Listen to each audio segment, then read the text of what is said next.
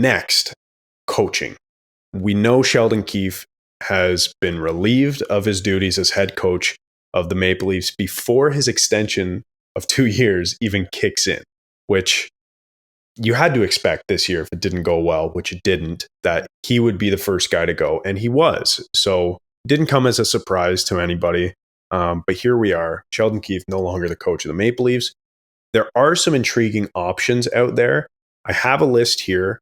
I just want you to tell me who you're most interested in as the next head coach of the Leafs and what exactly the next coach needs to bring in order to get this group over the top. So some of the top candidates out there, number one is Craig Berube. He's a guy who's been talked about a lot. So do you pounce on Craig Berube now, or do you wait for someone like Rod the Bod in Carolina, who knows if he wants to stick around in Carolina? There's been talks that they don't pay him very well, or at least adequately compared to other great coaches around the league. Other candidates, John Cooper, perhaps. And this is just, do you poach John Cooper? I don't know if Coop's going anywhere, but yeah. Or and here's some more realistic ones. Craig Berube was realistic, but Rod the Bod, John Cooper, those are, dream coaches. But, there's Gerard Gallant, there's Bruce Boudreau, there's Todd McClellan, and Jay Woodcroft, to name a few. Those are all on the betting sites right now, all of those guys. Any of those guys stick out to you, or is there anybody else who you think would be fit to coach this team and maybe get them over the top? Yeah, I think it's a bit of a cliche, it seems like, based on the talk and the what's being said in the media, but Craig Berube seems to be an attractive option. He's certainly got a recent Stanley Cup, and if his coaching style is anything like his playing style, he's a guy that expects a lot and demands a lot of those around him, who can be hard on those around him, is going to make guys feel uncomfortable, all of which people in the fan base probably would like to hear. It seems like, and this is purely anecdotal, that teams alternate between experienced coaches and then the new guy, and then back to experience and then the new guy. And Sheldon was the new guy. Yeah. And so I think this list of candidates is correct because it suggests that, correct minus John Cooper. Yeah. Correct. I had in my notes, poach John Cooper? No. And while I'm at it, I'll say Carolina would be crazy to let Brind'Amour go. So but they almost got swept in the second round here. I mean, they won game 4, but they got swept last year in the conference finals. Maybe there's something to that, and they're not content anymore. I'm not saying that I know anything or I've even heard anything, but his name has at least been out there for the first time in a long time. Yeah. My perception is that's more of a product of there being an ongoing negotiation rather than some discontentment or players not responding. And I have the same information you have, of course. Yeah. So what do I really know? But it seems from afar that players enjoy playing for him, that the fan base really supports the way the team plays and what's going on there, and they're an exciting team to play against. Every coach has a shelf life, so he's not going to be there forever. And the team in Carolina has not achieved the ultimate goal of winning a Stanley Cup.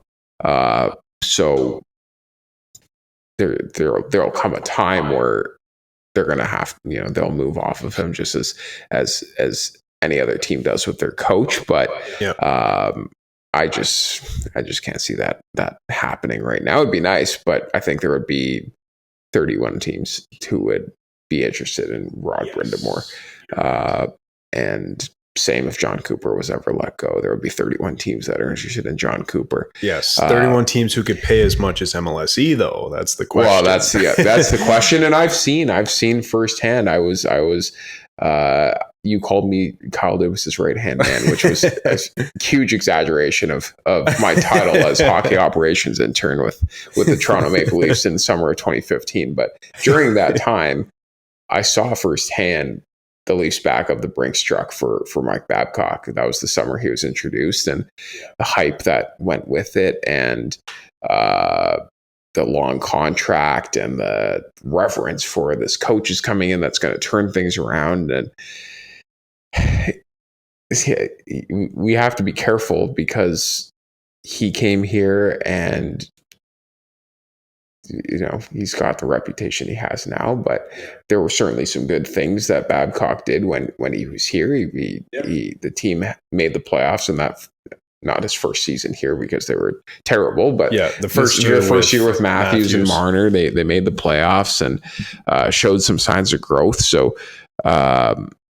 there was that going for that era with Mike Babcock, but he was let go halfway through that contract. And so, do you want to, if Brind'Amour was available or John Cooper was available, do you want to give the 8-year, $60 million contract or whatever it was that they gave Babcock, something around that? If you don't have the players on the ice who are willing to perform. So anyways, we're off on a bit of a tangent, but back to the coach that I think is correct. Yeah. Berube seems like the easy choice. Jay Woodcroft, maybe, you know, I don't know if he has the experience that you might be looking for. Gerard Gallant, he undoubtedly like gets a boost from his teams in that first season, but he doesn't seem to last very long. And I don't think if you're hiring a coach, you're looking for a guy where you bring him in and you say, okay, he's just going to be our coach for 2 seasons. You're hoping it's going to last a little bit longer than that. Although these days, I mean, the amount it is of coaching turnover. It's quite is a crazy. carousel. I think there's been something like 19 coaching changes in the last calendar year, or a little over a calendar year. Yeah, well, Sheldon Keefe was one of the longest tenured coaches until he was fired. So. I know, crazy. So, Bruce Boudreau. I'm not honestly. I'm not that interested in Bruce Boudreau or. And I think Jay Woodcroft also was a good coach, but I'm also not so interested in him. I think you were right in how you started this conversation in saying that it seems like they're going to go with someone with experience. And if I were to bet on it, I would probably bet on Craig Berube just because that's what all the talk has been about. And he seems to fit the bill of what they're looking for and what Brad Treliving wants too. Yeah, that's exactly it. I think he seems to fit the bill. And I think he gives at least the perception that, and not saying that Sheldon Keefe did this necessarily, but he gives the perception that he's not going to make it comfortable for the players to continue to do things the way that they've done them. And credit to Keefe, like he especially this season, was not afraid to come out and say what he thought and push his players in the media. And I kind of wish I saw more of that in past seasons from him, to be honest. It seemed like this was the first season where he was allowed. Did it not seem like that? Either allowed or just didn't have anything to lose.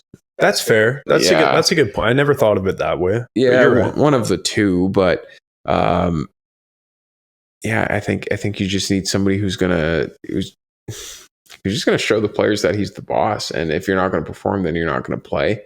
And it doesn't matter who you are. I'm not saying that, you know, Craig Berube's going to sit Mitch Marner on the bench if he's back, but just somebody to just would that be the worst thing? To sit Mitch Marner on the bench? If that were to happen?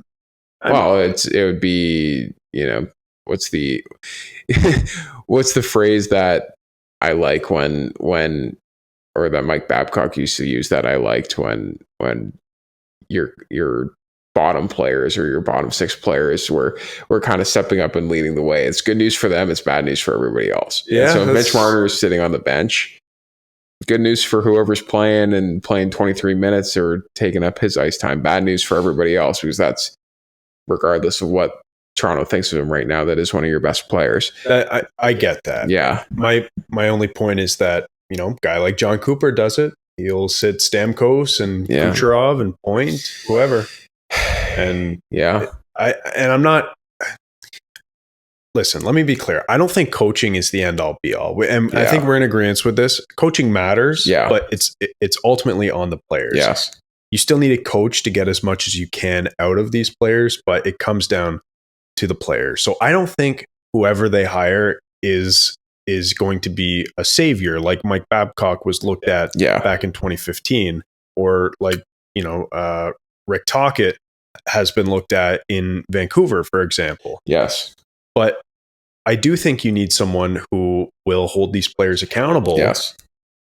And I'm not saying Sheldon Keefe didn't do that, but all the evidence suggests that he wasn't comfortable doing that. And anytime the going got tough, he always went back to the same combinations of the same players. And maybe that's in part because of the roster makeup, just the construction of this team. That's all you have to do. Those are the players you have to play. And I guess, your best chance to win is to play those guys. But I don't know. It seemed like it was stale. I think Berube is probably the guy. I guess we'll see going forward.